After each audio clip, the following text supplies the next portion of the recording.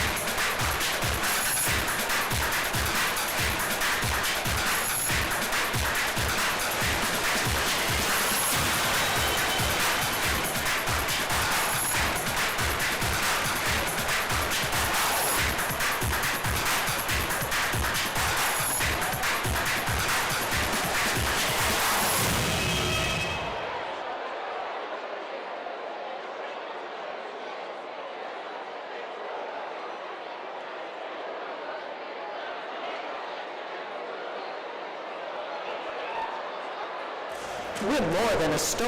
We're a destination for customers, communities, and cultures making memories, celebrating life. Your purchases reveal your values, and we value you, the customers who inspire us to dream bigger and be bolder. So we continue to give back to communities and causes that matter to you and lift you up. And whoever you are authentically is who we welcome sincerely. We aim to always create a brighter future with bold representation for all.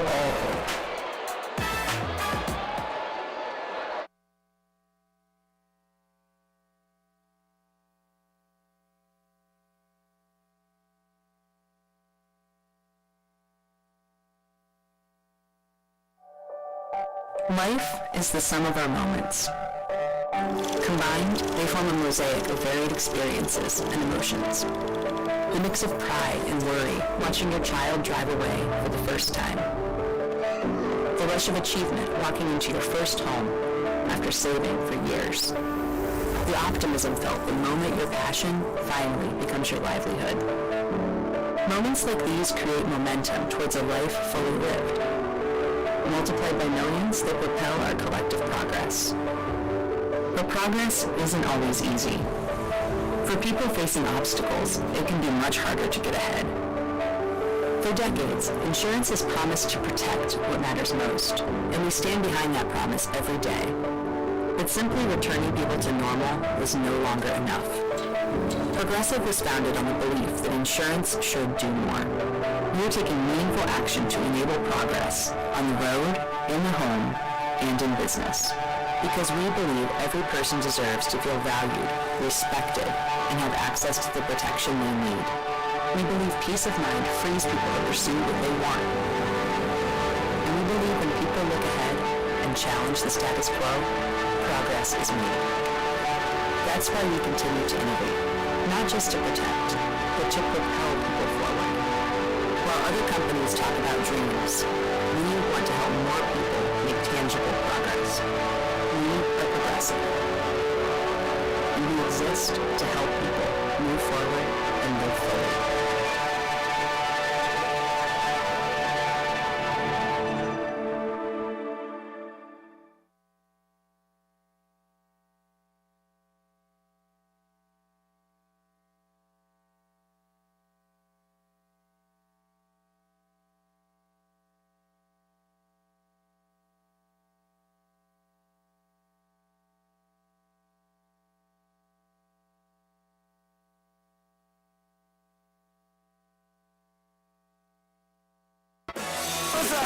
These are our moments of joy. Say cheese. Hey! Our everyday. Wanna love, won't you make me? Our traditions. Our stories. Our creativity. Our get-togethers. Because the joy we create every day is what makes us, us. Shop the Black History Month collection at Target.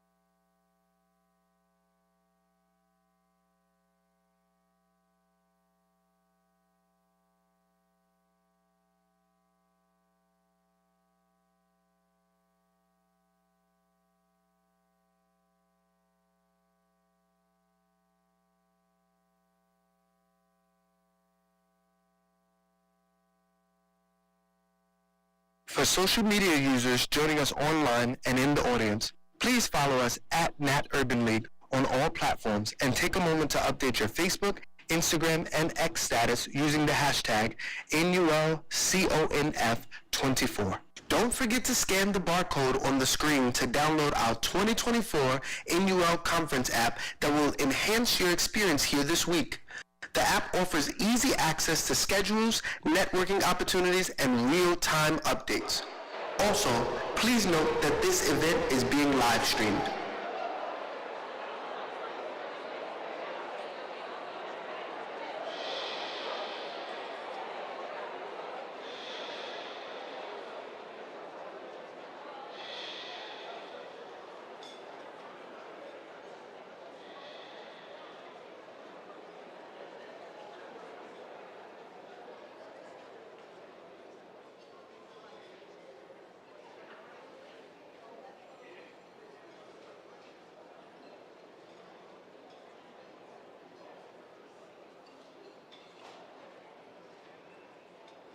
Welcome to the stage, Senior Vice President and Chief Marketing Officer for the National Urban League, Rhonda Spears Bell.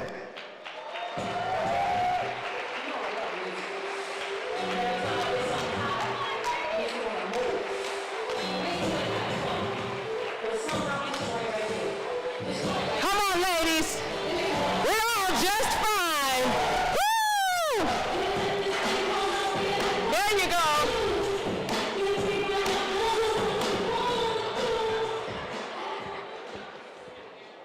Wow. Welcome to the National Urban League Women of Power Luncheon. Wow. And this year's event is extra special as we celebrate the 20th anniversary of women leaders, movers, and shakers. I love this segment of the conference every year.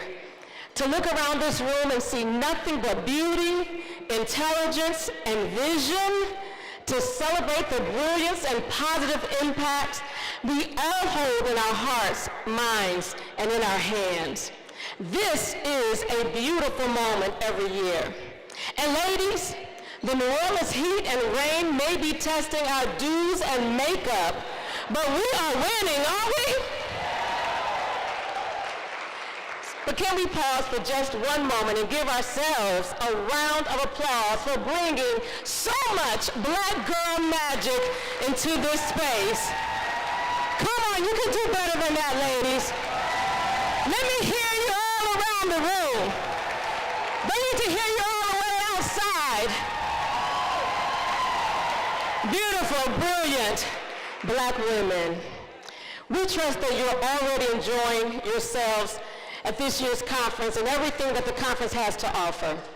If you've not visited the Urban League Lounge Now, which just opened, it's the Urban League Lounge Now Experience and Lounge, then you're missing out. So please make sure that you go there. We have countless of giveaways, free headshots, and a review of your LinkedIn profile, as well as celebrity meet and greet.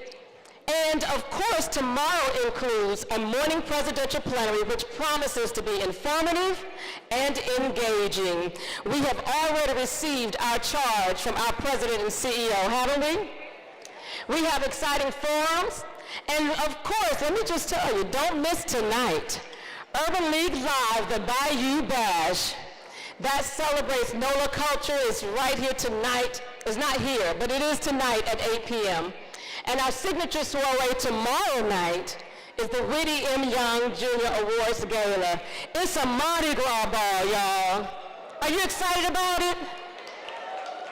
Now, by the time the last award is given at this very special event today, I can guarantee that this year's 20th anniversary of the Women of Power Awards Luncheon will owe us nothing.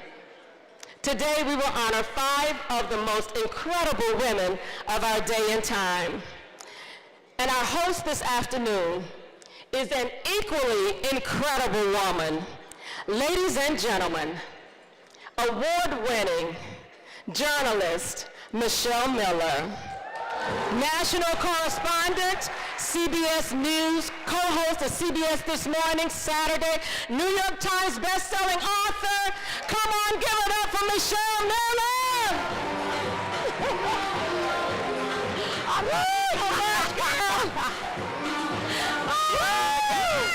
That's your music. Hey! Women of Power! All of you are women of power out there, and men, you too. Welcome and good afternoon, everybody. Rhonda, is she not the best? Rhonda Spears-Bell, is she not the best? I will forever be grateful to the National Urban League for allowing me to host so many of you. This has become such an amazing platform. And wouldn't you know, in our 20th year, we are truly in the midst of the year of the woman.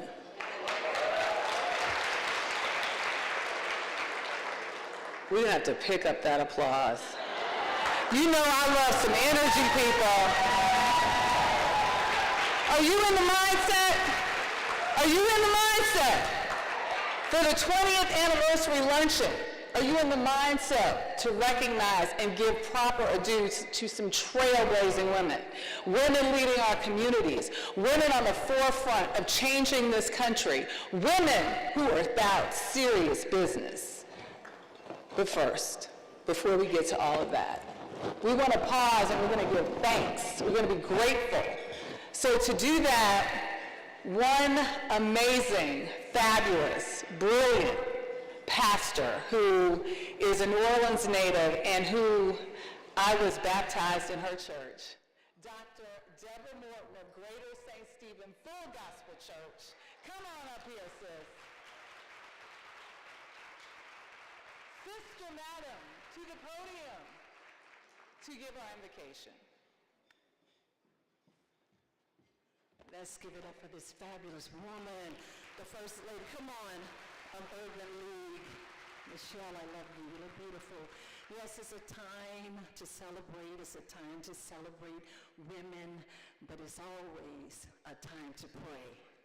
Where are my people who believe in prayer? Wave your hand at me. All right, I got my sisters with me. Let's go to God in prayer. Bow your heads in reverence to God. Father, how we thank you so much for being here, for air to breathe, air to speak, and air to love on one another. It's the breath that you breathed into our bodies that caused us to even be here today. We say thank you. We thank you in this setting of women that they say it is the year of the woman, but you said you are my women since I birthed you. Even before we were in our mother's womb, you had purpose for us. So we say thank you. And now, Lord, in this season of political unrest and necessary good decisions, we've come to ask for your blessings, for your support, your help, your strength, and for all that you have assigned us to do. We say yes, Lord. We say yes to our careers. We say yes to our families, yes to our organizations, and yes to our God. Bless Mark Moriel. Bless the team. Bless all of us as we move in this season. Help us protect our rights, but then let us be free to move in purpose. Bless the food. Bless the celebration. Bless the fellowship. In Jesus' name we pray, and for his sake, we all agree by saying, amen.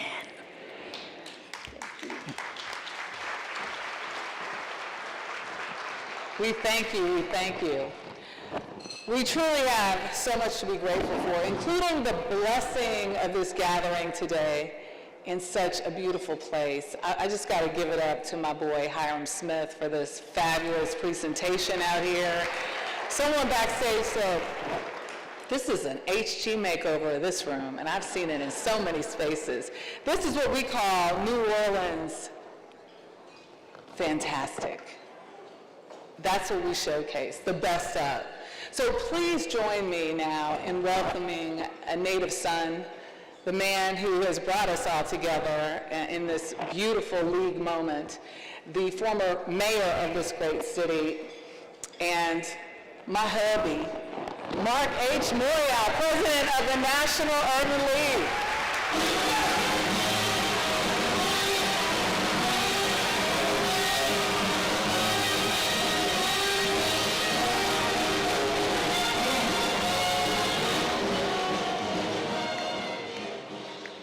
Good afternoon, and thank you so very, very much. Michelle, you said it all. Rhonda, you said it well. The Women of Power Luncheon is one of the most special segments of our conference. Now, I could not have imagined when we began this celebration of women in 2004 in Detroit, Michigan, that our first honoree at that event in Detroit, Kamala Harris, would 20 years later be a candidate for the presidency of the United States.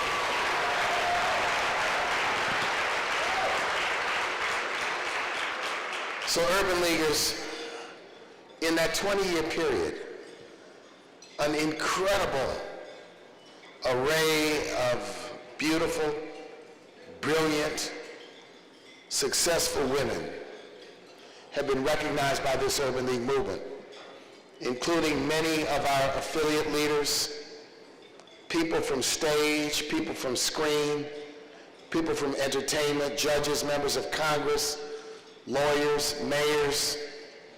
We've recognized them. I'm especially excited to be here today. Of course, Michelle being here and hosting this is very special. But my original woman of power is in this audience right now. My original woman of power is my mother, Sybil Morial, who is in this audience, who taught me about phenomenal women. The ability to do 5 things at one time with her left hand, and 10 things at one time with her right hand, using one foot to kick us, another hand to encourage us. The original woman of power. My mother, who became, for me, my role model for women, was an accomplished professional woman. Went to Boston University as a classmate of Dr. King's. Returned here after serving as the first black teacher in the Newton, Massachusetts public school system. Came back to New Orleans to teach public school for almost 20 years in the desired public housing development at Dunn Elementary. And she transitioned after that to becoming a dean and an administrator at Xavier University, where she worked for 30 years before retiring. Now, she did all of this, while raising 5 rambunctious children. She did all of this by being at my father's side as his chief advisor and purveyor of good common sense in crises. And she did all of this while starting her own black women's civic organization when she and her friends were denied membership in the League of Women Voters. So I'm just so pleased she's here at 92 years young.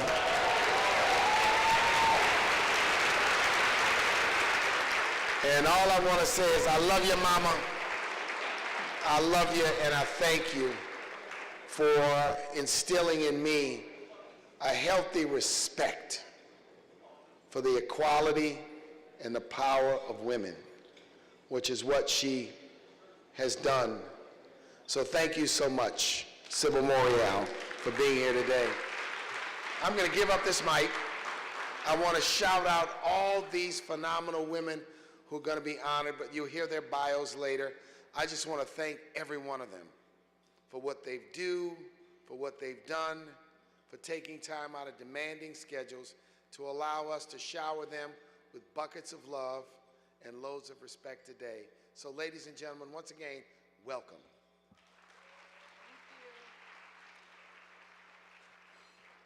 He's great, isn't he? So this event, well, it promises to be a power-packed afternoon because we have actually never before had this many women of power on stage before.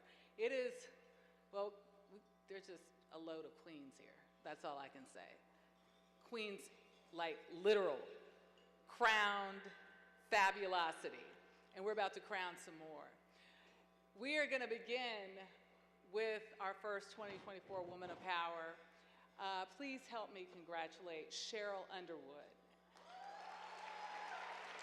Now, Sheryl's a prominent businesswoman. She's a philanthropist and a multifaceted entrepreneur.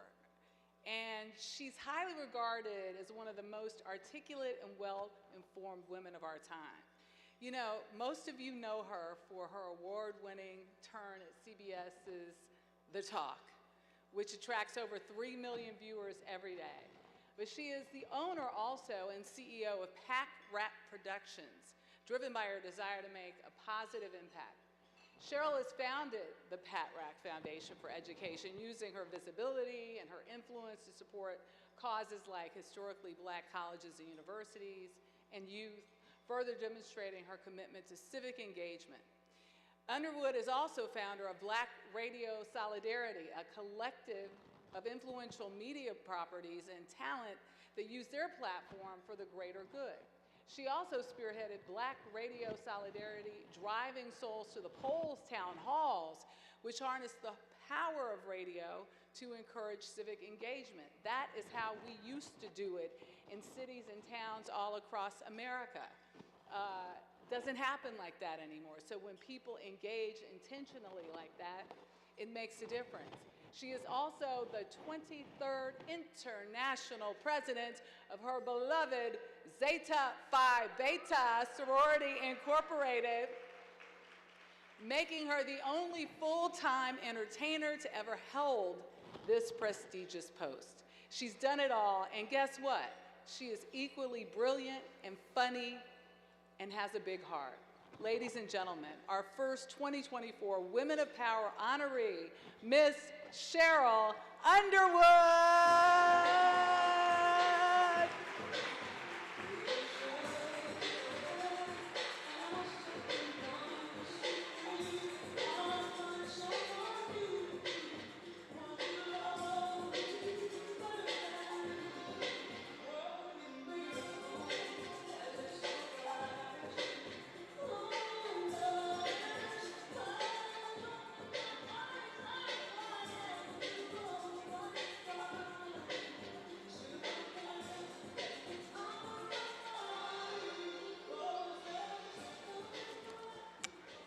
Thank you, Michelle, my colleague at CBS.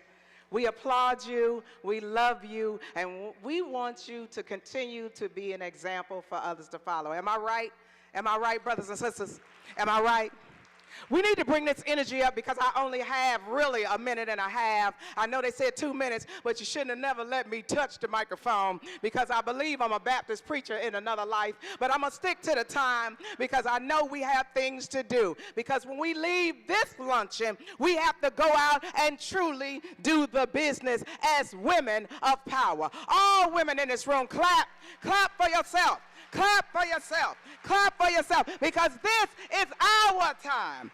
This is our time to continue to lead as we lead our communities to reclaim our vote because our vote is our voice. We have to vote now more than ever. We have to defeat the enemies that are out there that don't want us to be full citizens of this United States. I traveled all the way from Indianapolis from our convention, all of the sorors of Zeta Phi Beta Sorority Incorporated. We just had our grand boule. But today, we all come together as Divine Nine organizations to effectuate. Come on, clap harder than that. Clap harder than that. Clap harder. Because we are going to use the Divine Nine to effectuate the 3 Ds, where we will defend democracy, we will demand diversity, and we will defeat poverty. So I want us to clap for the sponsors that are in the room. We couldn't do this without the businesses. That's why you come to the Urban League. That is why you come here. The country needs us. The country is looking for us to stand up. And I'm going to tell you something. I'm not telling you how old I am. Now, Michelle, you know, it's something under this wig. But when I was around, Shirley Chisholm, 1972, was the first woman to run for president. But now, we stand ready to elect the current vice president of these United States. Elevate her to the presidency of these United States. And I will tell you this, we must be strong. We must be strategic, and we must be sanctified. Why? Because you can talk all this, now I got to go to the street. You can talk all this smack you want to. You can say anything you want about her, because we're not listening to you because you're not talking about her. All that bullying, all that nastiness, all that disrespect, that's going toward the women they know, not the woman we're going to elect president of the United States. Am I right, brothers and sisters? So when they are out there disrespecting and disparaging, don't do nothing. Start planning. Get ready to get your buses together. Get ready to get everybody registered. Get ready to make sure that people can get their rights back. If it's okay to be a felon right now to run for president, then they need to give every felon their right to vote back. Take it off every application. Every application. We are ready. We are ready. We are ready. We are ready. And thank you to the Urban League, because it is time to reclaim our vote. Good afternoon.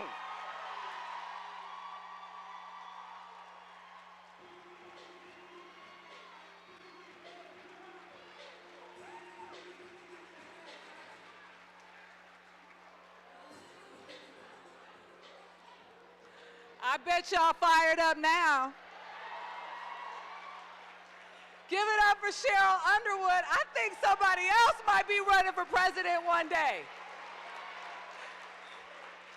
She most certainly has the qualifications. We couldn't do what we do without our sponsors. That was the perfect segue to them. So let's just head on up. Let's welcome Vashti Canty, Managing Director, Equity Strategies with Delta Airlines.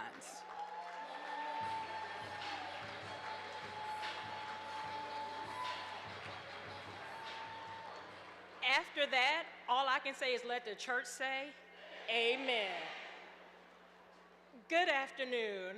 On behalf of more than 100,000 Delta employees worldwide, we welcome you to the 20th Annual Women of Power Awards Luncheon. We are proud to be celebrating trailblazing women, shaping our world and inspiring the next generation of women that will impact, uplift the communities they serve, work, and live in. Women all over the world are fighting for equity in society, the workplace, in education, in the home, and in policy. Gender equity is about justice, prosperity, and access for all. Although women's representation has increased across the pipeline since 2016, women, especially women of color, remain significantly underrepresented in leadership. At Delta, we are committed to the advancement of women and will continue to focus on their experiences in the workplace and empowering them to thrive in their careers. Research shows that companies who hire women in leadership produce better business results, and today's festivities emphasize the importance of diversity in the business sector and our dedication to supporting long-term collaborations with key strategic partners like the National Urban League. At Delta, our commitment to diversity, equity, and inclusion are unflinching, and the shared ownership of our mission across all levels of the organization. As DE&I continues to be operationalized as a business priority, much like safety, operational excellence in delivering elevated experiences to our customers, social impact will be the measure of accountability towards this mission, leveraging the influence of our brand to drive systematic change, not only for Delta people, but for the global communities we serve. Thank you.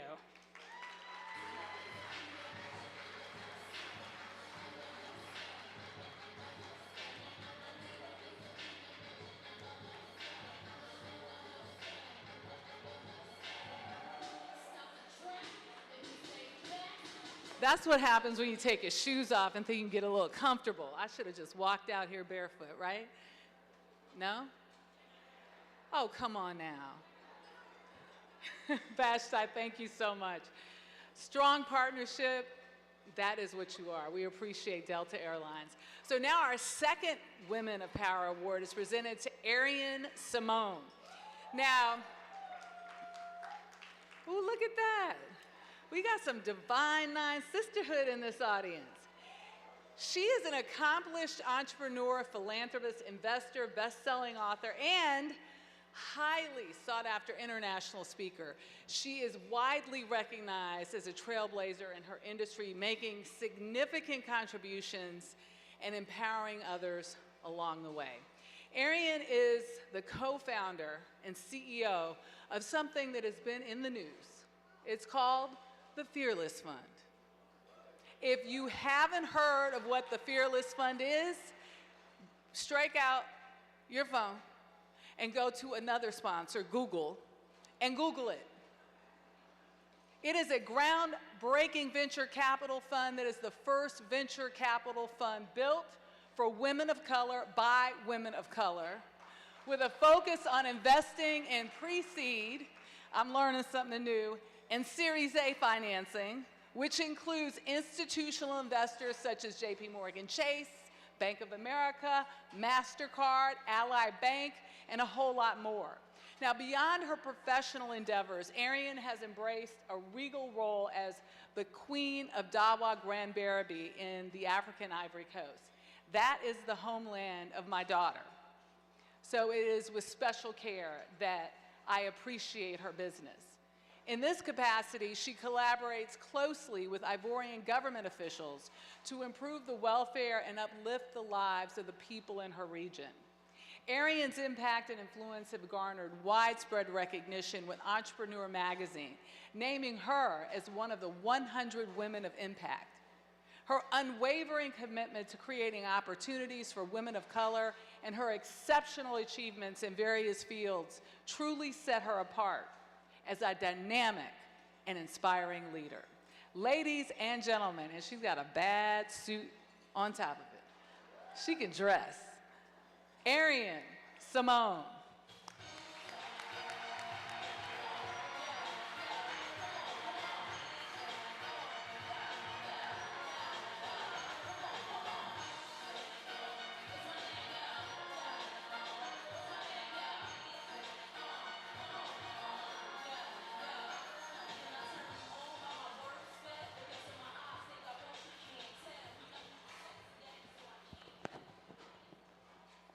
2 minutes is a little tough.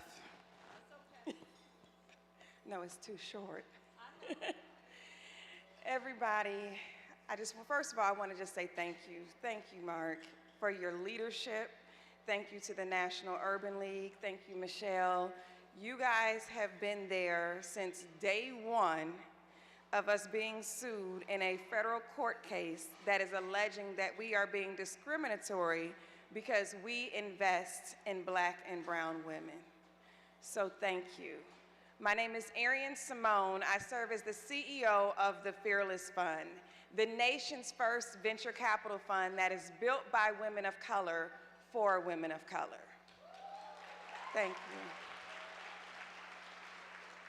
We got into this space due to the racial disparities that exist in venture capital. Women of color are the most founded entrepreneurial demographic while being the least funded, receiving only 0.39% of venture capital funds while making up over 20% of the US population. Prior to the Fearless Fund, the average fundraise of a Black female was $30,000. Prior to the Fearless Fund, only 34 Black women had raised $1 million for their business.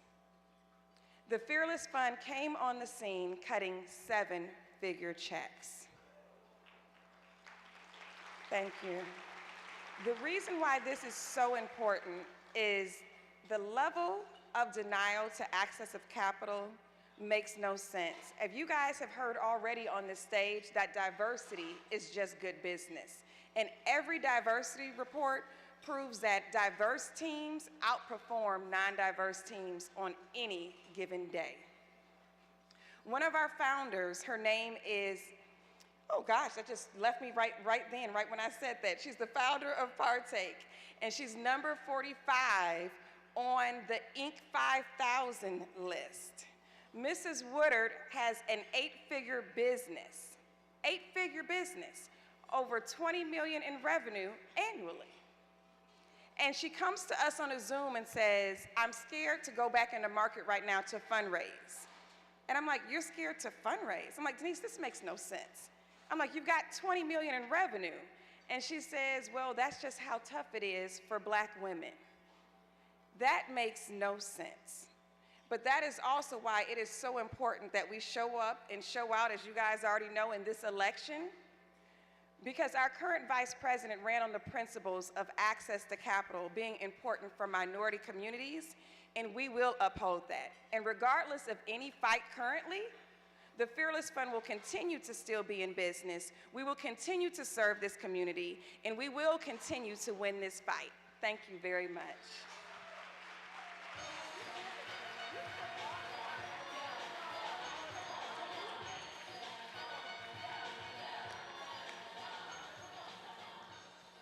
Again, you know, what we do is appreciate who we are, and we do it through the sponsorship of some amazing companies. So one of our sponsors is Jada Grandy Mock, Senior Vice President and Chief Community Impact Banking Officer with Fifth Third Bank. So step right on up. Step right on up, sis. Where'd you go? There you are. Come on to the stage, Jada.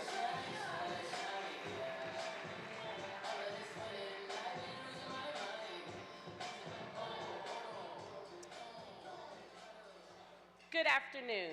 My name is Jada Grandy Mock, and I'm the Chief Community Impact Banking Officer at Fifth Third Bank. All of us at Fifth Third are excited to be back as sponsors of this year's luncheon in this beautiful city. It's always exciting to gather with you and celebrate women of power.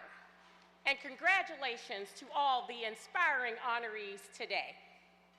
Fifth Third is a proud partner of the National Urban League and its regional affiliates in the markets we serve. Our Executive Vice President and Chief Corporate Responsibility Officer, Kalal Gibson, who also happens to be my boss or my leader, serves on a national board of directors, and Fifth Third bankers across our footprint serve on local urban league boards. Together, our organizations are working in service to uplift African Americans, the underserved, and those who have been left out and left behind.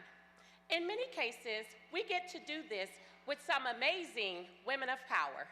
Women like Stephanie Hightower, Christy Coons, Nancy Flake Johnson, Karen Freeman-Wilson, and my personal favorite, Robin Lake Hamilton, who leads in my home of Charlotte, North Carolina.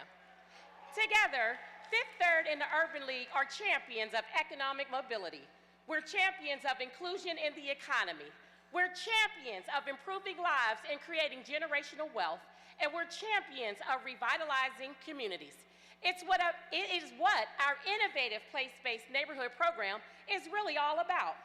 It's why we've just committed another $1 million to the National Urban League for workforce development, to advance the league's programs for urban apprenticeships, urban reentry, urban tech jobs, and urban youth.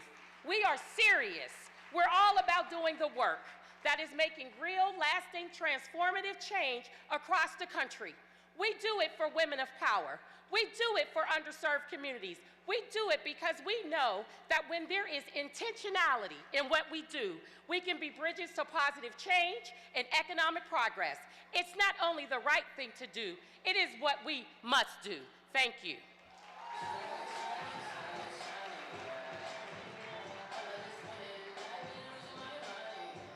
Thank you, Jada, and thank you, Fifth Third Bank. Now back to our honorees. And our next 2024 Women of Power recipient is Karen Freeman-Wilson. Ooh, I like that. She began serving as president and CEO of the Chicago Urban League back in January of 2020.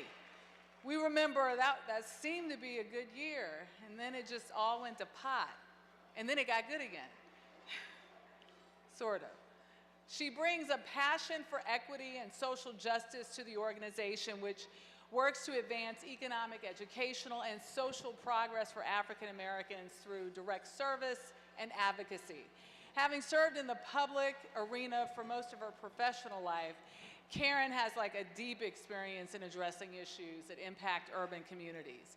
I mean, she was mayor of her hometown of Gary, Indiana, from 2012 to 2019. She was the first female to lead the city of Gary and the first Black woman mayor in Indiana. Her mayoral accomplishments include job creation, completion of a $100 million airport runway relocation, the development of key areas in the city. She previously served as Indiana Attorney General, Director of the Indiana Civil Rights Commission, and presiding judge of the Gary City Court. What hasn't she done? She also served as Executive Director of the National Drug Court Institute and CEO of the National Association of Drug Court Professionals, where she is currently board chair. She is amazing and so understated. I need a big giddy up round of applause for this phenomenal woman, a woman of power in so many ways, Karen Freeman-Wilson.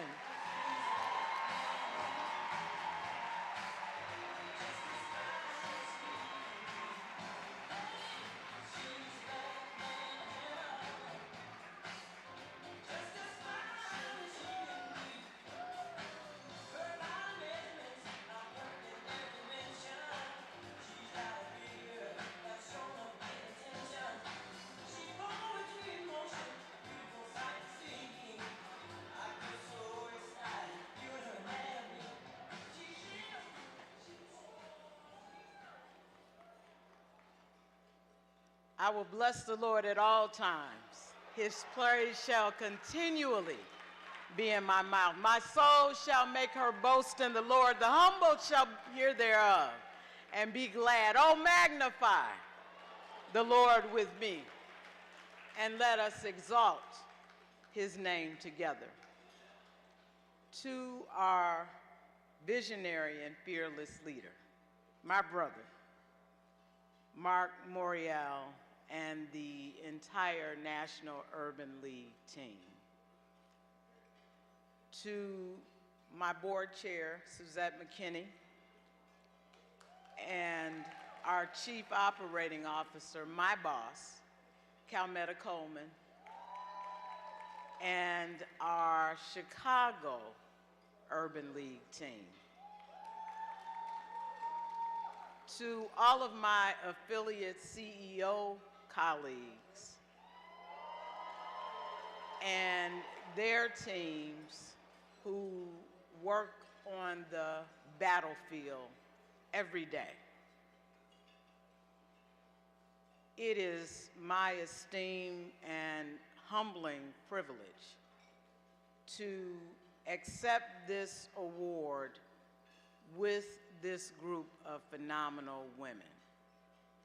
By honoring me, you honor the teachings and memory of my parents, Travis and Dolores Freeman, both of whom taught that to whom much was required, much was given, much is required. But my mother was a special example of what it meant to be a servant every day. By honoring me, you also honor our Chicago Urban League team, who are gracious enough to do all the work and let me take the credit.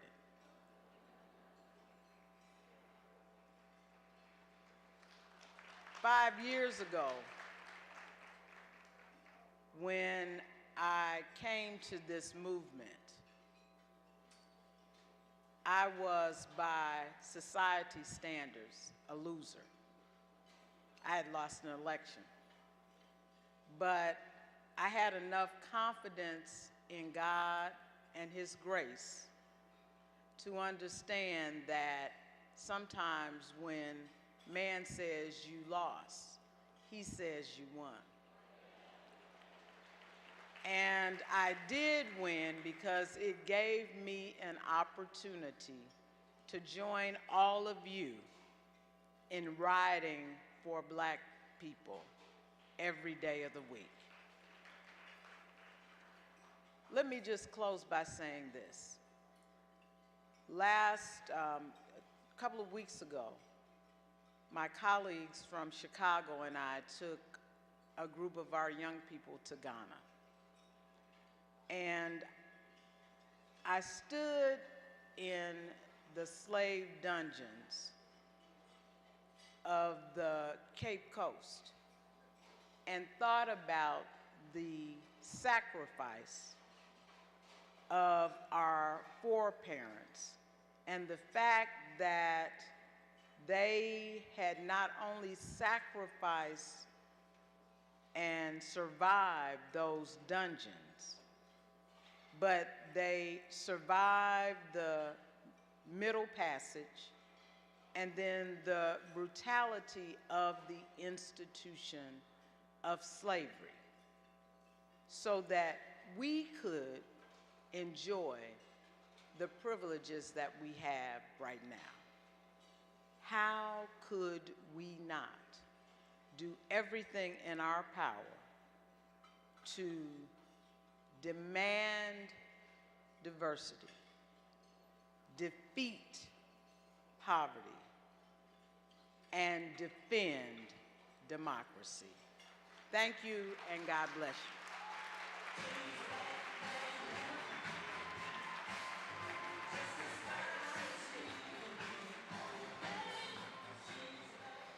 Wow, thank you so much. It is now my pleasure to introduce two sponsors of today's event. The first is a longtime friend of the League, Halima Delane Prado, General Counsel with Google, and Abigail James, Senior Vice President and Chief Diversity, Equity, and Inclusion Officer with Macy's.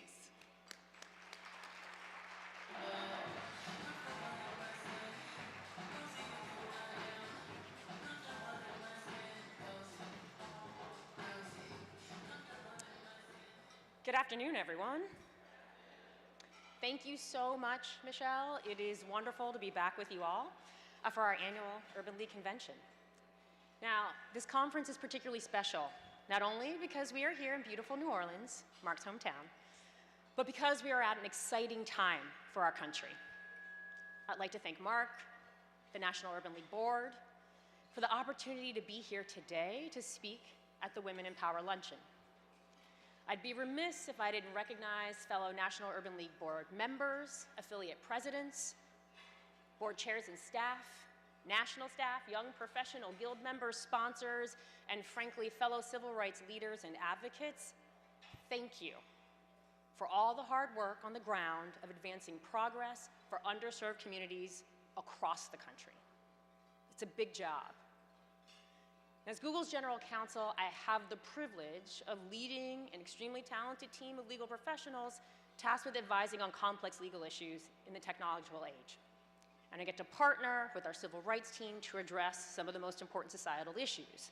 Now, that's a lofty statement, but it's a great job to have at a time of technological advancement and opportunity for our people. And while we continue to develop cutting-edge technology like artificial intelligence, quantum computing, and more, we aren't building this technology in a silo. We know it is important work to work with all groups to make sure we create this technology in a responsible and inclusive way.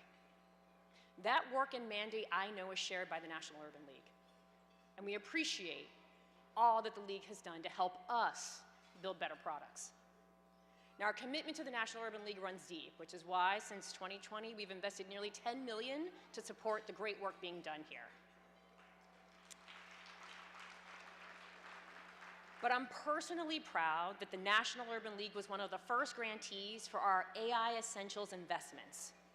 Now, we are building on years of partnership and affiliates to deliver digital skills training and resources to members of our community.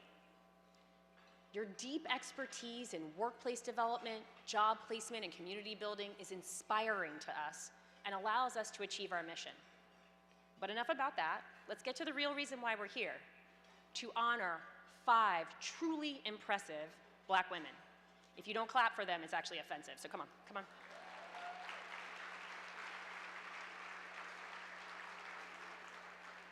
I don't have to tell this group, and you've already heard from Michelle and others, but Black women have long been charting progress in our communities and our workplaces. Now, today's luncheon is an important moment to elevate this tradition and celebrate all the women in this room who are carrying the torch by continuing the work. It makes me proud to be a National Urban League board member today and see the incredible women honored at this luncheon. A hearty, heartfelt congratulations to everyone, and I hope you continue to enjoy the program. Thank you.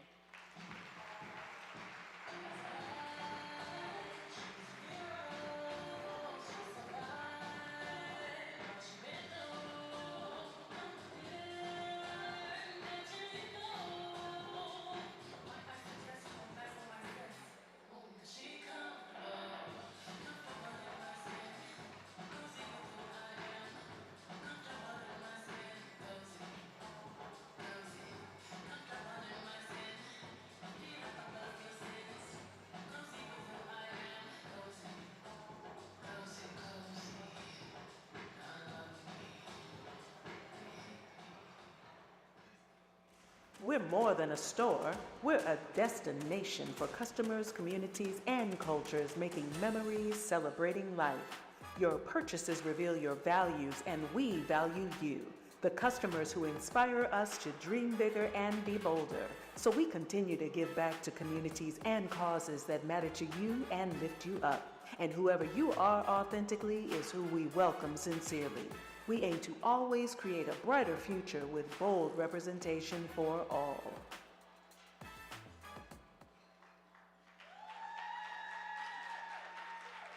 Hello everyone. My name is Abigail James and I'm the Chief Diversity, Equity, and Inclusion Officer at Macy's, Inc. And I'm so excited to be here with all of you today in this fabulous room for this fabulous session. On behalf of the 85,000 colleagues across Macy's, Bloomingdale's, and Bluemercury, we are committed to our long-standing partnership with the National Urban League to support the crucial work that they are doing to defend democracy, demand diversity, and defeat poverty. It is an absolute honor to stand on this stage as we celebrate and congratulate the Women of Power honorees and the continuous work that they are doing. As I look around this room, I'm also congratulating all of us because I'm reminded of what we can and will accomplish together. You see, when a lot of women are together in the same place, iron sharpening iron, supporting, encouraging, inspiring each other to dream bigger and be bolder. As you just saw through our platform, Mission Everyone, we are committed to creating a brighter future with bold representation for all. One of the ways we're doing this is by empowering more voice, choice, and ownership for our colleagues, customers, vendors, and community partners. Macy's is so incredibly proud to co-sponsor today's luncheon and to share in this moment. We acknowledge all of you for your vision, your voice, fortitude, resilience, and especially sisterhood, which is what making all of us women of power. So thank you very much and enjoy the luncheon. Congratulations, Raul.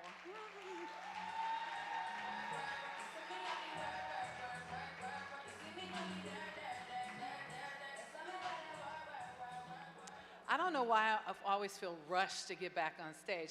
Do you see any other MCs that like run up to the stage like I do? Because I work for you guys. Thank you, Halima and Abigail, for being such great friends to the National Urban League. So we're going back to these incredible women, the Women of Power recipients in the year that is 2024. And our next one is, she's pretty spectacular. Swin Taylor Marie Swin Cash. Former WNBA player Swin Cash is a vice president of basketball operations and team development with the New Orleans Pelicans. Just to remind everybody, that's the team that the former mayor, Mark H. Morial, brought to the city of New Orleans when nobody thought he could. You talk about bringing the headquarters back to Harlem, he knows about doing the impossible. I'm so proud of him, I just can't say enough. But back to Swin Cash. She was a winner on the basketball court and an astounding woman who continues to make a difference in the lives of many people outside the confines of the court. On the hardwood, she won 2 collegiate championships at where else? The University of Connecticut. 3 WNBA championships and 2 Olympic gold medals. She is the bomb diggity, and she understands what purpose and what practicing purpose is all about. Ladies and gentlemen, Swin Cash, who started 2 foundations, one called Cash Building Blocks, which aims to make a positive impact in the lives of kids and to make affordable housing available to low-income families, respectively.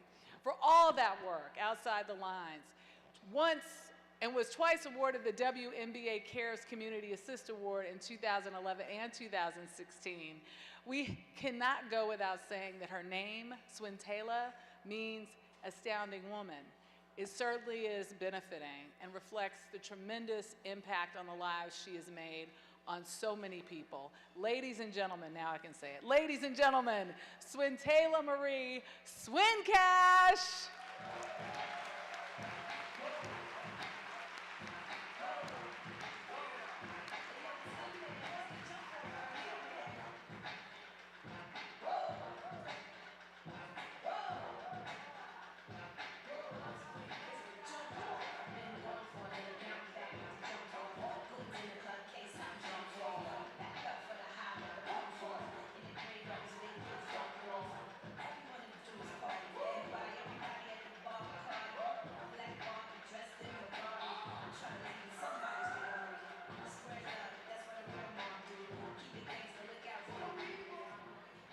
Thank you, Michelle. Thank you, thank you, thank you. And I'm gonna lift this up a little bit. I try to wear my kitten heels, but at 6'1", you know. I am honored and blessed to be here today. I do wanna give you a little correction though. I don't know if you heard. It's now the Senior Vice President of Basketball Operations for the New Orleans Pelicans.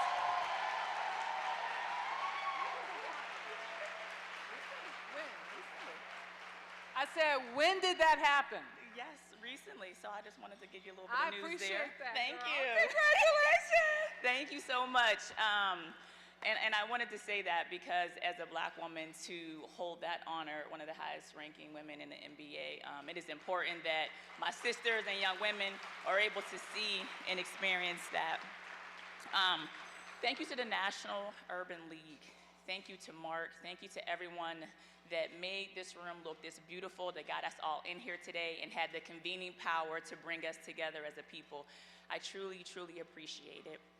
I also would like to take a moment to thank the sponsors. As someone who owns multiple businesses that works in the sports world, I know it is not always easy to get people to show up, to cut checks, and to be present. So a round of applause for the sponsors because you continue to pour into the Urban League, and that has to stay true for the work to continue. I also want to just take this time to talk about the sports world because this is an important year, and I think one thing about the NBA and the WNBA is we don't walk around quiet and we don't shut up and play sports. We use our platform to make sure that we can let everyone know their opportunities through voting, through getting involved. And I think this is a year where so much is going on in our country and around the world that although the Olympics is happening right now, trust and believe when those athletes get back, they will be stepping up to the plate and making sure they're using sports as a vehicle to get the message out there about how important this election year is. And so I'm so happy to also work for an organization that will have our players and our staff and our whole organization pushing for people to be involved and to have their voices heard. So I am truly, truly happy for that. And I also just want to quickly talk briefly about all the women that are here today and the women that are being honored, women of power. I understand as a Black woman, it's not always easy waking up every day, showing up for our jobs, being present as moms, being daughters, being all these different things. But yet and still, when we lay our head on that pillow, we wake up the next day and we stand and we move forward. And so I just want to thank you because you're always touching and affecting someone's life. And for me with sports, I'm able to use sports as a vehicle with my job to connect with other women. The last 2 years, I started a company, She's Got Time for a Reason. And with this company, it wasn't about me. I went into the Naismith Basketball Hall of Fame, and as I was writing my speech, God was really pouring into me and speaking to me. And he said, it's time for one door to close and another to open. And so when we started She's Got Time, I realized throughout my 15-year career playing in the WNBA, playing overseas and all these different things, I had strong allies as men that were there for me. I had people sharing information that helped me. And there was always someone along the way. And as I looked at all the other women and I looked at my position in sports, I realized we needed a platform to make sure that other women had the convening power, the shared information, the understanding of negotiation, so that you can get these jobs, keep these jobs, and get elevated. Far too often, we're working in sports, and there's a male-dominated sport, male-dominated industry. Great. That doesn't mean that there aren't careers. That doesn't mean there's not careers, not only playing the game, running teams, being an attorney, being a manager, being a director, operations, business side, sports side. There's so many opportunities, and I feel like it is my job as someone in my position to continue to move things forward, to make other women have opportunities for equity, to build wealth, and to know that you don't just have to play the game, to know how to evaluate the game, run the game, be in charge of the game, and anything else we want to do. So as this year continues forward, and I'm blessed to have the opportunity that I have, my challenge to all of us is, the good word says, to whom much is given, much is required. Much is required of each and every one of us in this room as we leave here today. How are you going to make somebody else better? At your workplace, in your family, in your group chat, how are you going to make them better? I'll do my part. My challenge is for all of us to do ours. Thank you so much.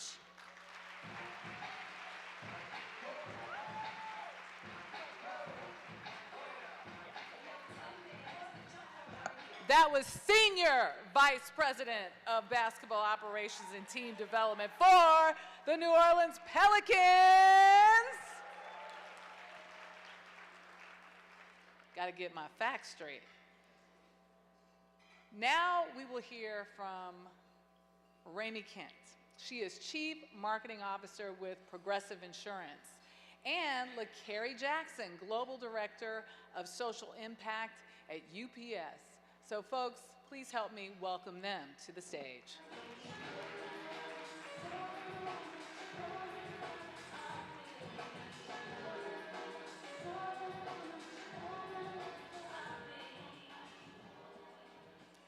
Good afternoon, and thank you so much for the warm introduction and having me here today. As you just heard, I serve as the Chief Marketing Officer for Progressive Insurance, but that's what I do for a living. Let me tell you a little bit about who I am. So I'm from Atlanta, Georgia, ATL, yes, love that. I am a mother of a 17-year-old son. I went to Florida A&M University, so Rattlers, get it in, yes. And I am just really, really proud to be here in front of you today. I deeply understand the world in which we live in and the challenges that we have as Black Americans. So I joined Progressive because I believe that Progressive is committed to helping people make progress in the world. You would hope so, it's in our name, we should be about that, right? And it's at the heart of everything we do. We exist to help people move forward and live fully. And as I think about my 17-year-old son, I do this work because I'm deeply committed to driving progress in 3 key areas where we provide protection. On the road, you know that Black drivers are 3 times more likely to experience force on the road. As a mother to a Black son, we have to get our families home safe. In the home, we are working to help families get into the home, stay in their homes, and also realize the true value of their homes by enabling greater access and fairness in housing. And lastly, with small businesses, we're helping entrepreneurs and small business owners have access to the funding that they need. So we're fully committed to progress, and I need your help. So here's my ask. There's a prompt card at your table, and I would ask that you just take your lovely phones out and scan it.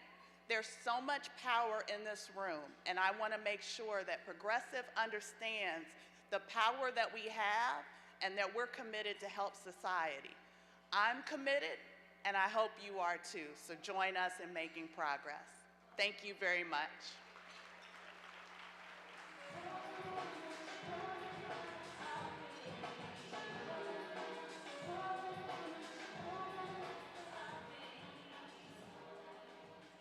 Good afternoon, everyone.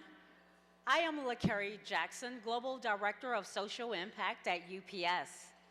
And I am deeply honored to stand before this remarkable gathering of fearless and influential, resilient, beautiful, and visionary group of women and allies. As I look around the room, I see epitomes of courage, strength, and just vibrant and energy that we all have and that we all embody. Despite our unique challenges, we stand united in our commitment to create a more equitable and inclusive world. That is demonstrated by our presence here at the conference this year and at this luncheon today. Our collective power is undeniable. And so at UPS, we're more than just the brown trucks. Our mission to create transformative opportunities for underserved and underrepresented women, youth, and marginalized communities is central to the theme of this year's conference. For over 60 remarkable years, we have steadfastly supported the National Urban League, investing nearly $30 million in its mission and vision. Thank you. And we're proud of this partnership. Furthermore, UPS champions women's economic empowerment by leveraging our expertise and resources to support women-owned and women-led businesses and entrepreneurs. And right here, I want to pause and thank Nancy Flake Johnson and her team with Urban League of Greater Atlanta for allowing us to test some of our women's programs through their facility. It is through public-private partnerships, like with the National Urban League, that we've unlocked tremendous potential over the last 5 years especially. Hundreds of jobs have been created for women. Millions of dollars has been generated in investment opportunities. And what's more, over 120,000 women have been empowered with export skills and capacity building initiatives. This initiative and the work that we're trying to do to support women fosters an inclusive ecosystem. But the work doesn't stop there. Each of us plays a crucial role in fostering a more equitable and inclusive world, whether that's through mentorship, advocating, or simply using our voices to speak up for what is right.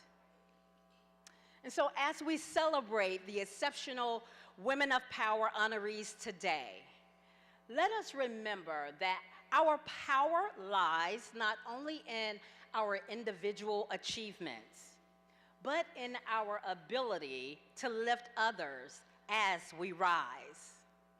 Together, we are stronger, and our impact is amplified when we stand in solidarity. So, women of power and allies who are in the room, let us rise, unite, and be unstoppable. It is our time to leave an indelible mark on the world. Thank you for your time.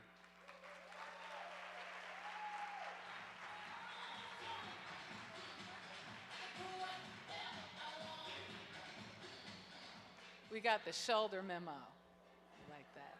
Thank you both for supporting the Urban League the way you do, and also for just making us so proud. They're phenomenal women in their own right. Our next 2024 Women of Power recipient is Kim M. Boyle. This is a native daughter, folks. She is pretty special to so many people in this room.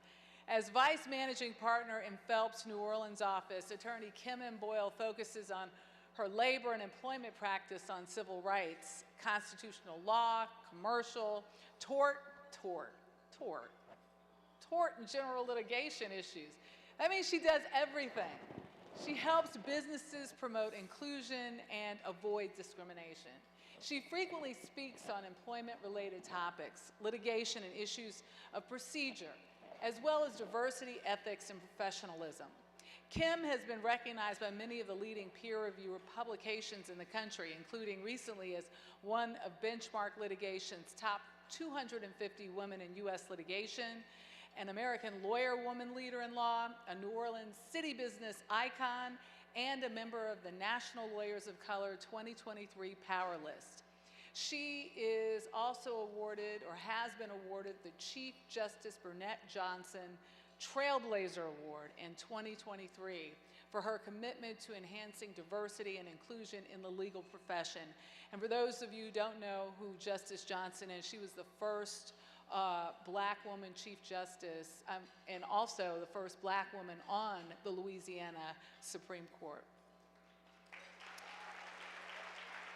And she was also a former woman of power, so you just got to get that in.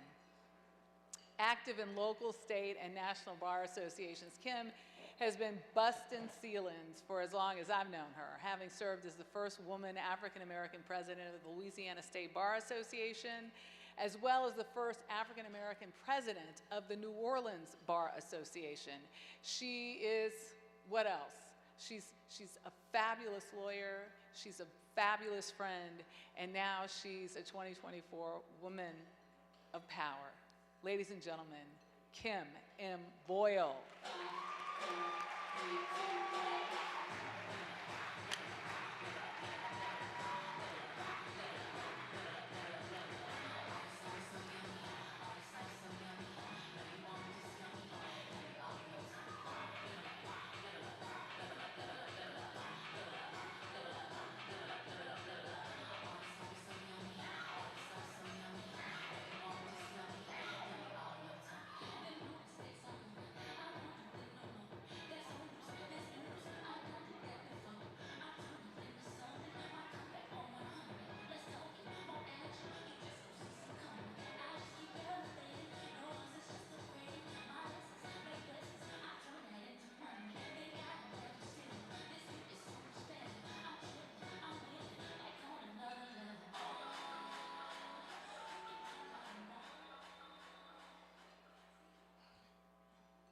Good afternoon, and thank you, Michelle.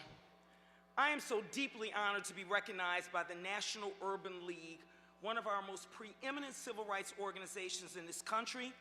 And this organization recognizes that it is African American women in this country who have driven change and have set the bar for exceptional service and achievement. For those of you who were at the Reclaim Your Vote rally at our beloved Xavier University yesterday afternoon, you would have heard Dr. Michael Eric Dyson say the following about Black women. He said that Black women define what DEI actually is, and it shows why the MAGA world and the far right are so threatened by DEI. Because all of us as powerful Black women are determined, we are engaged, and we are insightful. We actually define what DEI is. There is absolutely nothing that we cannot do because all of us have the brilliance, all of us have the talent, all of us have the skill, all of us have the grit, all of us have the determination to change the course of this nation's history. So we all heard our National League president, Mark Morial, remind us this morning, he reminded us at the press conference yesterday, that the first recipient of the National Urban League's Women of Power Award is our Vice President, soon-to-be President, Kamala Harris, who has already changed and will completely change the course of this nation's history as the first woman and the first woman of color to be sworn in as President of the United States. But we stand at this most critical and perilous time in our nation's history, in this fragile democracy that is America. We are all women of power. We all stand on the shoulders of giants such as Harriet Tubman, who Dr. Dyson reminded us yesterday, literally had to bring some of us to freedom, kicking and screaming. We stand on the shoulders of Barbara Jordan. We stand on the shoulders of Shirley Chisholm. We stand on the shoulders of Daisy Bates. We stand on the shoulders of Constance Baker Motley. We stand on the shoulders of Madam C.J. Walker. We stand on the shoulders of Ida B. Wells. We stand on the shoulders of Althea Gibson. We stand on the shoulders of Mrs. Sybil Morial. We stand on the shoulders of Chief Justice Burnett Johnson. But we also stand on the shoulders of millions more whose names we don't know and who are not famous, but they were courageous Black women of power like my mother, Connie Dolores Williams Boyle. So I'm deeply honored to be recognized with powerhouse women like Sheryl Underwood, Arian Simone, Karen Freeman-Wilson, and Swin Cash, and I accept this award in my mom's memory. And my mom passed on April 19th, so this means so very, very much to me. Thank you all. Thank you, National Urban League.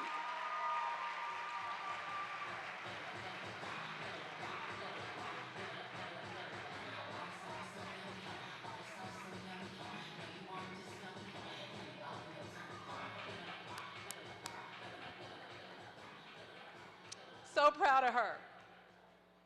So well deserved. And now for our final sponsor of today's event. Please help me welcome Kiera Fernandez, Executive Vice President and Chief Community Impact and Equity Officer with one of your favorite brands, Target. Or should I say, Target.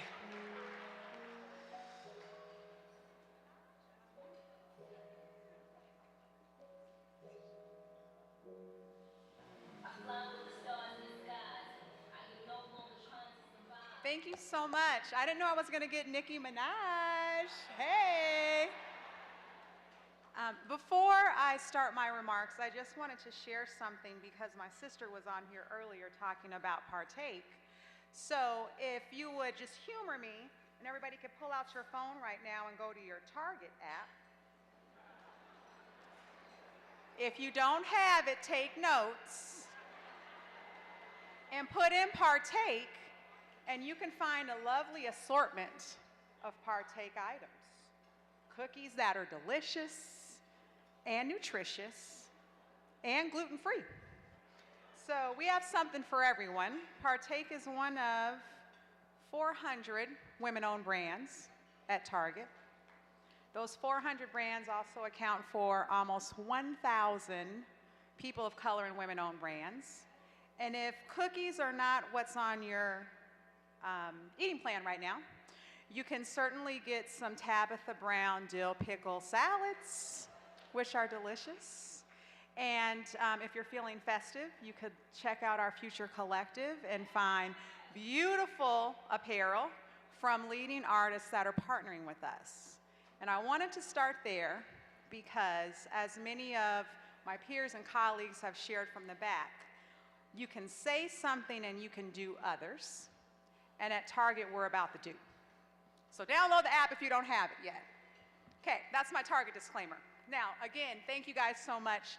I could hear everybody eating in the back. I can't wait to sit down and partake in the meal as well. But it's truly a blessing and an honor to be here to represent Target. Our entire Target team, they're sitting over here at the table and some in other parts of the room, here to just pay homage to the National Urban League and really think about this beautiful celebration as we think about women in power. I've never seen a room like this in real life. I've been to some really nice weddings, but this is spectacular. So the team has done an incredible job of allowing us to celebrate this moment and each other. Again, thank you to the National Urban League, to Mark Moriel, to all of the affiliates for making this moment possible. I stand before you, as I mentioned, as a leader for a company that is truly and fully invested in the power of women. It's deeply embedded in our culture, and it's part of who we are and what we stand for. I mentioned this earlier this morning at the kickoff convening, that Target has more than 400,000 team members, and more than half of those team members are women. We also, in our almost 2,000 stores, places of joy and online, like we just mentioned, like I just shared, to millions of Americans, celebrate the joy of Women in Power, as almost half of our stores are run by women. I actually, in my Target career, had the honor and the privilege of running a Target store in my hometown of Phoenix, Arizona. And I can tell you the lessons of leadership that come from those positions are incredible. So for anyone in this room that started your career as a frontline leader, a frontline worker, the folks in here that are graciously serving us as we partake in this moment, I salute you, and Target salutes you.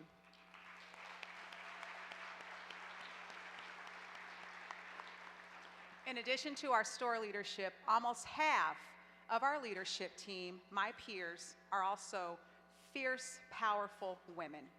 So to be in these gatherings, representing Target, and to be greeted onto the stage with Nicki Minaj is an experience that most don't get.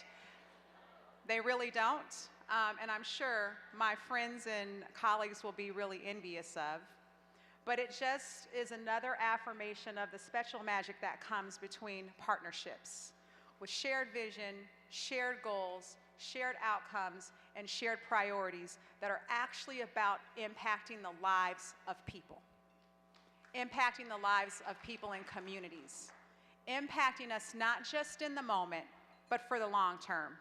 And we at Target are truly, truly appreciative of the National Urban League's investment in all of those things. We celebrate diversity, equity, and inclusion. We celebrate the multiple dimensions of difference that make this country and the world around us great.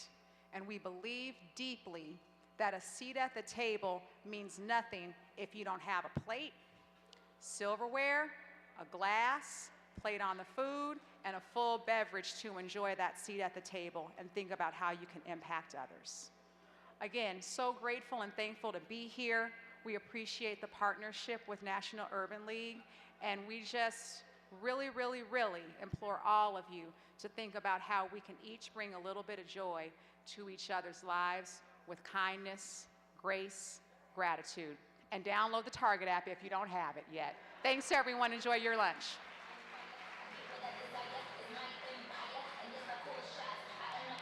Thanks so much, Kiera and Target, and we truly appreciate the generosity of all the sponsors. Our next group of Women of Power awardees represents 41 years of brilliance, extraordinary talents, and stellar accomplishments. It was 41 years ago that Vanessa Williams was crowned as our very first Black Miss America. Can you believe it? I think I was some years old. We want to take a moment to honor her, and in doing so, we're so excited to have 6 of the 9 Black Miss Americas, 2 back-to-back, here with us today.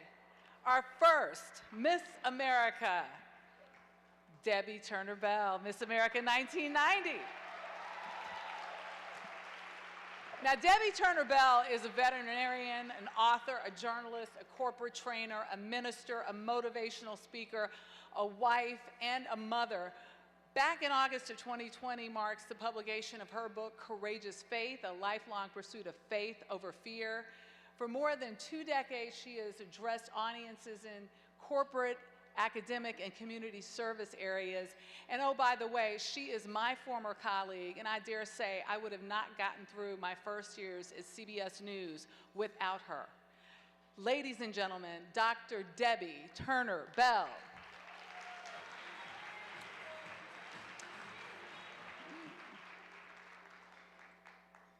And next is Kimberly Aiken Cockrum, Miss America 1994. Today, Kimberly Aiken Cockrum is president and CEO of Baker Eubanks, a minority and female-owned firm. They are a leader in conducting executive due diligence investigations to verify the backgrounds of a company's most sensitive hires. She has also served on the board of directors for Miss South Carolina, during which time she raised tens of thousands of dollars for the scholarship with her annual golf tournament. She's just a, okay, I'm sorry, she's a badass fundraiser. I've got to say that.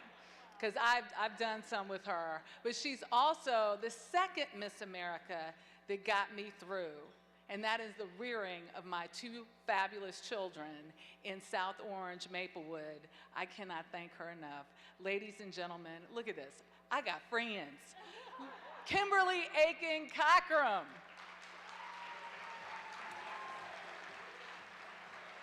Please join me in welcoming Erica Harold, Miss America 2003. Now, Erica Harold is the Illinois Supreme Court Commission on Professionalism's Executive Director. It's a mouthful, but it's a big deal.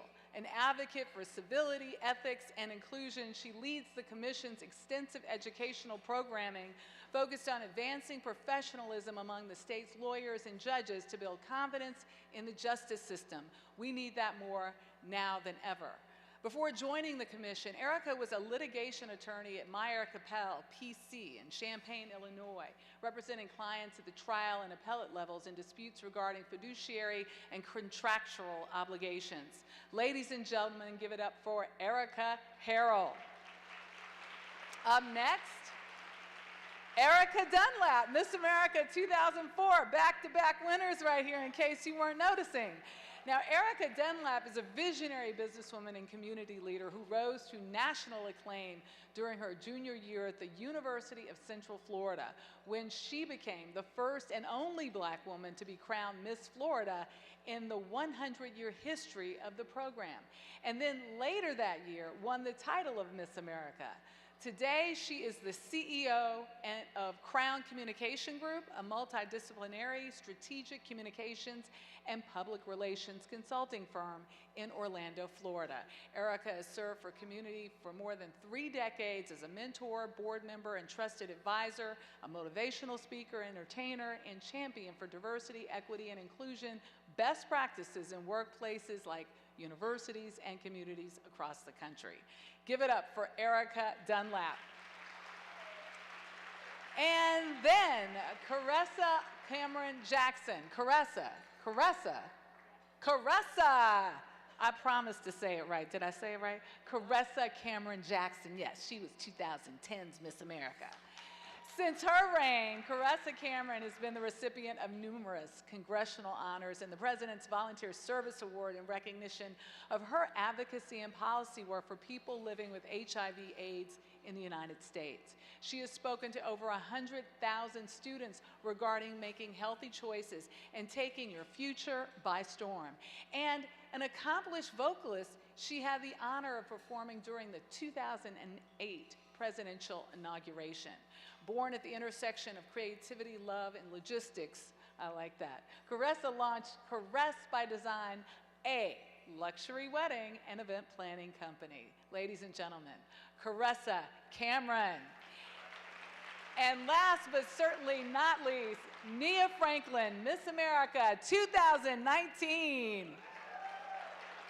Now, Nia Amani Franklin is a composer, actress, conductor, and singer who has had her music performed by the Dallas Symphony Orchestra, Friction Quartet, Saskatoon Symphony Orchestra, and many others.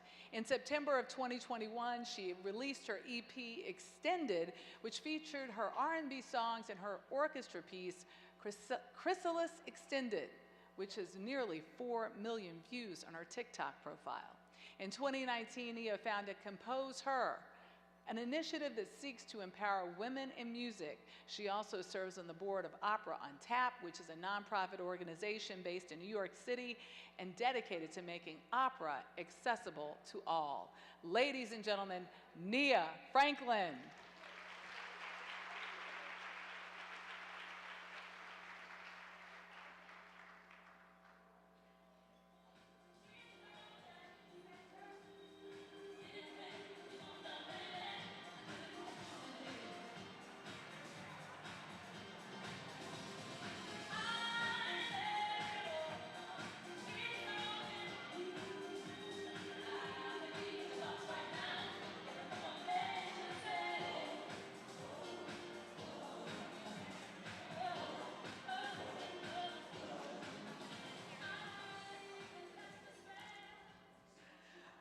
Good evening to all of you. It is my great privilege to be able to accept this award on behalf of all of my Miss America sisters. I suppose that I was selected to make the remarks because I'm the oldest. And I'm so old that Nia Franklin wasn't even born when I won Miss America. I feel some kind of way about that. My guess is there are some of you out in the room that probably weren't born back in 1890 when I won the pageant. First of all, we want to just say thank you. Thank you so much for this wonderful honor.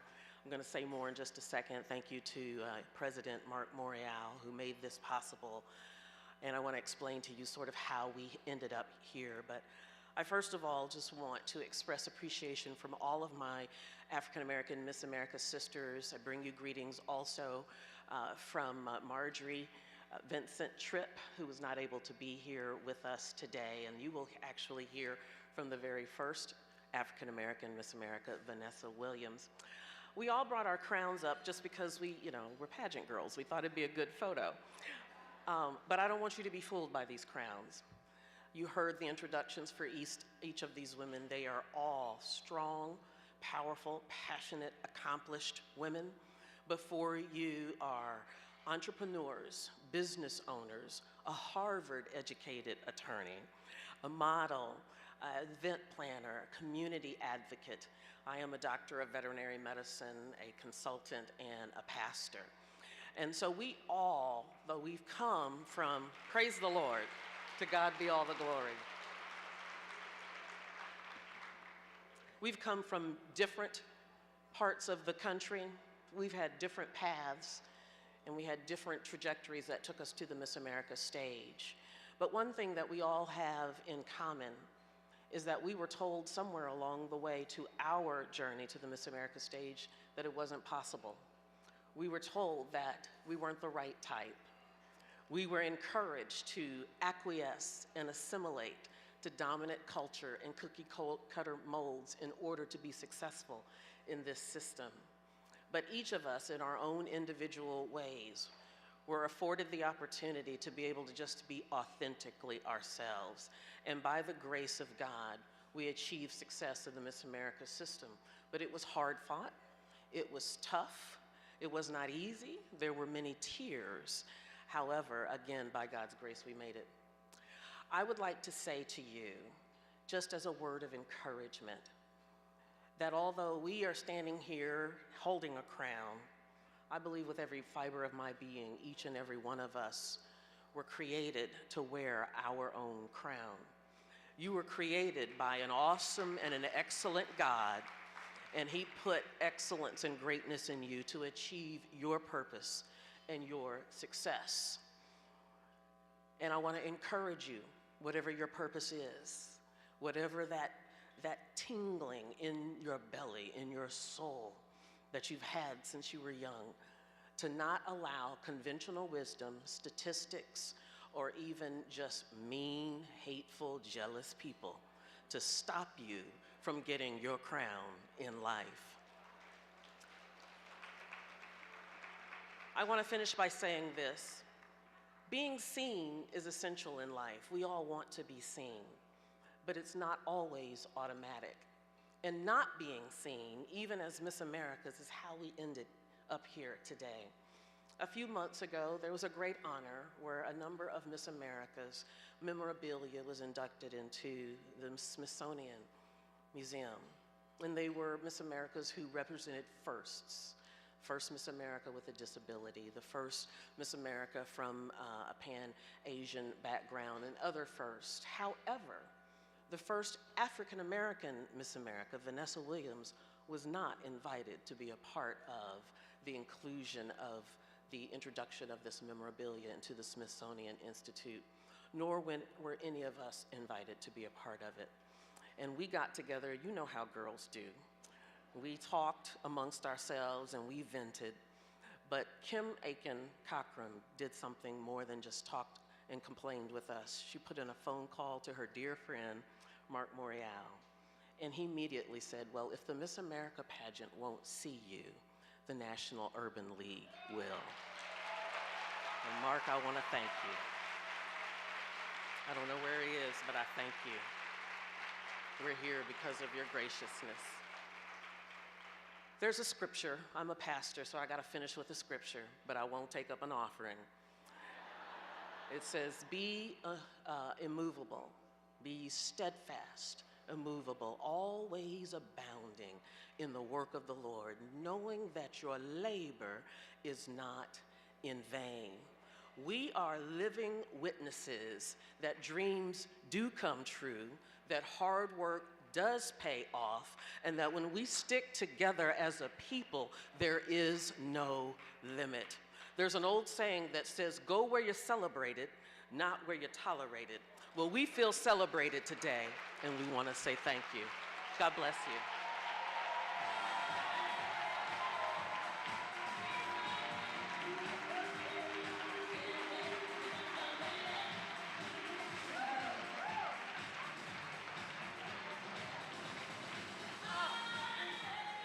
Oh, ain't that right? They are every woman and more.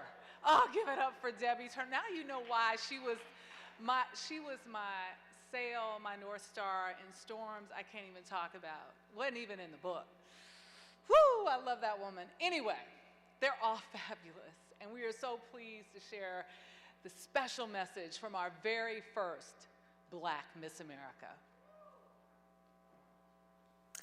Hey everyone, it is Vanessa Williams, and I won Miss America back in 1983. I was the first African American woman to hold the title of Miss America, and I am so sorry I can't be with all of you today. I'm in Plymouth, England, and I am starring in A Devil Wears Prada, and so that's why we are out of town here. But I want to thank you for inviting me to say a few words and reflect on 41 years since I won as a wee 20-year-old lass. I had no idea that I would be shattering the glass ceiling, and it gave me an overwhelming sense of pride and achievement, and it allowed me to realize my dreams. I'm literally on stage, which is exactly what I said 41 years ago when I said that I was a junior at Syracuse University majoring in musical theater. So here you are, and here I am, and I'm living my dream, and I want to thank the community of people that have supported me through the years, through the ups and downs. Of course, my family, my friends. I have been blessed to be able to do what I love, and that is truly an honor and a blessing. So thank you for allowing me to introduce such an amazing group at the Urban League. And as I said in song, the legs of the last to go, they're still holding me up, they're still kicking, and we are still moving strong. So I want to celebrate 40 plus years of Miss America to all my beautiful sisters who are thriving with dignity and grace, and love you all. So have a wonderful, wonderful time, and enjoy the National Urban League. Congratulations to everybody. Wish I could be there, but wonderful job to all the honorees. Cheers. The real deal, everybody, always held her head up high and was always involved in the community. I remember meeting her for the first time in 1989.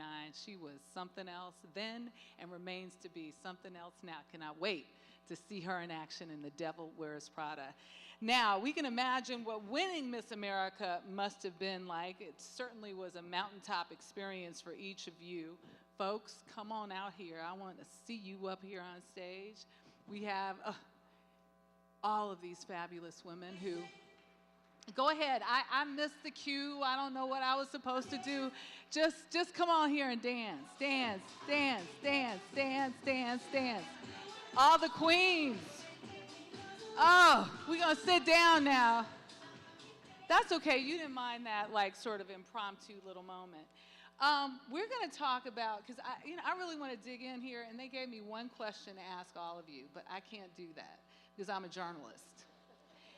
Because I have to dig into that moment. And beyond the crown, because you live in the moment for a year for an organization, but beyond the crown is the rest of your life. And how, I'm going to start with someone who probably is like the 2019 winner here. When you think of what that means, how do you live beyond when you see something that is determining like your place in space and what that underline means of what happened this year? Absolutely. I feel so honored to be among this group, and I was just saying backstage to Kim, the first Black Miss America who I had the pleasure of meeting was Debbie Turner, and so I looked up to you so much, and so solidifying my place in history was something I never really dreamed about as a young girl or anything like that, so to be among you all is such a blessing. The moment when I won, it's definitely etched in my memory, and so I'm so grateful to be a part of history, and I know that we still have to keep fighting for our rights to be seen, our right to be heard, and it's up to us to continue pushing for the people that come behind us, the people that come behind me, so I'm just really grateful and honored. Yeah, I know. Here you are, the youngest of us all, and this is a pivotal year. You came of age right before an election. How involved do any of you guys get in the GOTV, the Get Out the Vote? Have you been there on the forefront, and where will you be come 2024? Well, I ran for office twice and lost, and so I have gotten out the vote a lot. So my take on getting out the vote, especially for this election, is that we as a people, it is incumbent upon us to prioritize, organize, and galvanize. We don't have time to sit idle and allow for anything other than the outcome that we want to see to actually occur. So we need to not just get together in instances like this, but we also need to make sure that we're going back to our communities and making sure that people are registered to vote, making sure that they know when they can get their mail-in ballots, and ensuring that they actually exercise their right to vote. How do you do that? And I have to say, you certainly have also been in the forefront of an election. I hate that I'm on the election, but it is the sign of this time. Am I right about that, or am I not right about that? Am I right about that? So what is that first step for each one of you? I think one of the first steps is recognizing your voice and being committed to standing up for other women if they're not treated in a respectful and dignified way. Regardless of your political affiliation or who you're going to vote for, we all have a vested interest in seeing women of color treated fairly and treated competently and treated with the dignity that they deserve. And that's how I think we should use our voice. We should recognize that when we see someone who looks like us up there, they may not represent everything that we believe, but they represent the possibility for each and every one of us to use our voice. So with our crowns, with our platforms, I think we all look to make sure that we edify, that we amplify, and that we elevate Black women. And what I love about this range of women is they crisscross the spectrum on every different level. I mean, yes, they're Black women, but they have completely different beliefs, completely different, well, I shouldn't say different, but they have a range of beliefs and a range of causes and a range of entrepreneurial spirit. And I want to throw it to you, Ms. Cochran, because I know you're both an entrepreneur, but you've worked in the healthcare field. And so from one range to another, what do you see are the two central issues that are not just in this election, but are key for this community to be working on beyond your crown? Well, I would say there's two things. First of all, as the mother of two young people, one 22 and one 20, we have to get our young people out to vote. We have to be sure that their voices are heard, that they are registered, especially if they're in college or wherever they are, that they are registered and their voices are heard and they are a part of this historic event. And the other thing I would say is I think it's very important too for Black women and all women that we stand up for our rights as far as healthcare is concerned. I am a proud breast cancer survivor, 5.5 years cancer-free. And with the Miss America crown, the education that I have, the fact that I have a healthcare background. My parents were also in the healthcare industry. I was the victim of being told, you're fine. Go home, let's wait 6 months, let's do more tests. I knew in my gut that was not right, and I saved my own life. And so I think it is very important that we speak up about Black women, women of color, and give women a voice to say when they feel that there's something not right in their health care and in their bodies. Absolutely. Caressa, what does going beyond the crown in this relevant era that we are living today mean to you? So I think by and large, people have started to feel like, oh, maybe pageants are archaic and they're outdated and that sort of thing, right? I think what going beyond the crown means is recognizing the leverage that the crown provides. Sometimes it opens the doors for us to get into places and do things that normal people wouldn't be able to do, right? And so we have all taken the responsibility among ourselves that when we open those doors, we kick them down, we say the things that people might not want to hear, but we're bringing people behind us. And so for me, it has always been saying the thing out loud that people might not want to hear. And so for me, that's going beyond the crown. It's beyond the shiny, it's beyond, all of the aesthetics of it, but it's the nitty-gritty of what does our communities need and what can I do to provide access to equitable inclusion for that. At Trusair. And the Trusair I was in business with, whose office was right next door to mine, who so often was the shoulder I cried on, and I was the shoulder she cried on. How do you effectively engage not just women of color, but all women and all people who love people? How do you get them to engage in a way that they understand that, this is a human race? I mean, I know that's part of your whole messaging, and you do it so well through your faith. Thank you. So a couple of things come to mind that I just want to share. First of all, being able to take an active part in the civil process that we have here in this democracy, this experiment that we have, is a privilege. And very often we take it for granted. We think that it's always going to be there, and then we can dip in and out as we so choose or as our emotions would dictate. But what I've learned at my ripe old age is that we can take nothing for granted. And the era in which we live right now is proof of that. I want to tell a very quick story.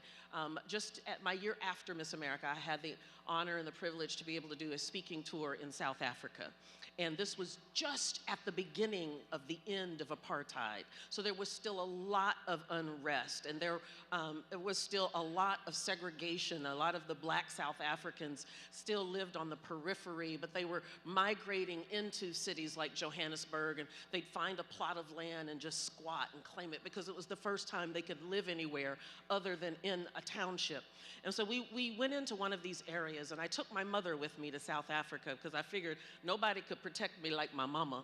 And we went into one of the townships, and we were greeted by a gentleman by the name of Phineas, who was an elder in the church that I was going to be speaking at. And this was the most deplorable poverty I had ever seen in my life. And I grew up in Arkansas, so I've seen some poverty. The landscape was just terrible, and the people were just desperately poor, but they were proud. They walked with their backs straight, and they were dressed in crisp white clothing, coming home from working as domestics in the city. And I remember looking around at all of this desperation and this poverty and these people who had been marginalized and disenfranchised, when in fact they were the majority in that country. And my mother turned to me, and I'll never forget this. She's now gone on to be with the Lord, but she said, "Deborah Lynn Turner," she called me by all my name, and she goes, "Do you understand that with your same intellect, with your same beauty, with your same talents, but with that black skin, if you had been born in this country, this is the best you could have hoped for?" And it reoriented me on the privilege. Yes, we have a lot of problems in this country, but we have the opportunity to be able to participate and to be able to determine our own future by participating. And so whether it is voting or running for office or being on the school board or taking a leadership role, it is incumbent upon us, because we've been given a divine privilege. And oh, what a shame it would be for us to sit back and allow someone else to determine our future and us not step into what we've been given divinely. Amen. Amen, sisters, ladies. Oh my goodness. Thank you all for participating in this way. Thank you for standing up and speaking out. Thank you for being resistant to being neglected. Because you are not. You are loved, and you are loved by so many communities out there. You represented that crown oh so well and oh so beyond. Give them a round of applause. The shining examples of depth and leadership, and yes, promise to that next generation. A big shout out to the sponsors of this event. We could not do it. Look at this room, filled with so many tables, so much beauty, and so much to highlight. We thank you all for this 20th anniversary celebration. And as we close, we think about all of those of you who have chosen to be here today, and you put your money where your heart is. So we thank you, and we congratulate the other awardees who are all in attendance with us. But before we leave, we have to remember that we want you to join us for morning forums. Actually, we'd have to say, you know, it's actually afternoon, right? Access, Equity, and Future of Black Health, and Race and Justice Reframed, crafting a new narrative for public safety, criminal justice, and police reform. And as you know, 2024 is a landmark year as we celebrate the 25th anniversary of the National Urban League's Young Professionals. Whoop, whoop, whoop, whoop. I don't hear you. Check out the afternoon YP plenary sessions that will engage and inspire. That's how you can show them that they are all that in a bag of chips. And we were looking for a break between sessions. Stop by day one of our Urban League Now Experience Lounge for a free headshot, refreshments, product giveaways, networking, or a place just to get some work done right here inside the Hyatt. That sounds like a lot of fun. And we're closing out the day with Urban League Live, the Bayou Bash. We don't have to be all dressed up for that. Camouflage is in order. It's a thrilling celebration of NOLA culture and music at Club XLIV, Champion Square. I can't read Roman numerals. The Bayou Bash. Anybody know what XLIV means? Not that quick. I gotta look it up. I gotta Google it. The Bayou Bash promises an abundance of energy, excitement, and Cajun flavor with surprise musical guest artists ready to create an unforgettable night.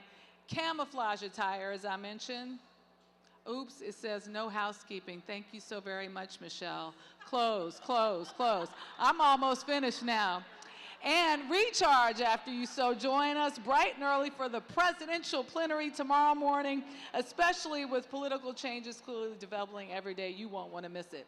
And if you're ready to take control of your career, wow, virtual career fair. If you're ready to make a career pivot, earn your money, or do something where you're making a difference, you do not want to miss that event. And don't forget, oppose threats to democracy by texting all in one word, STOP Project 2025 to 52886. I didn't say that. That was the Urban League saying that. Connect with them online. Download the mobile app today. Visit NULconference.org. Enjoy the rest of your time here at the NUL Conference, everybody. That's a wrap. Woohoo!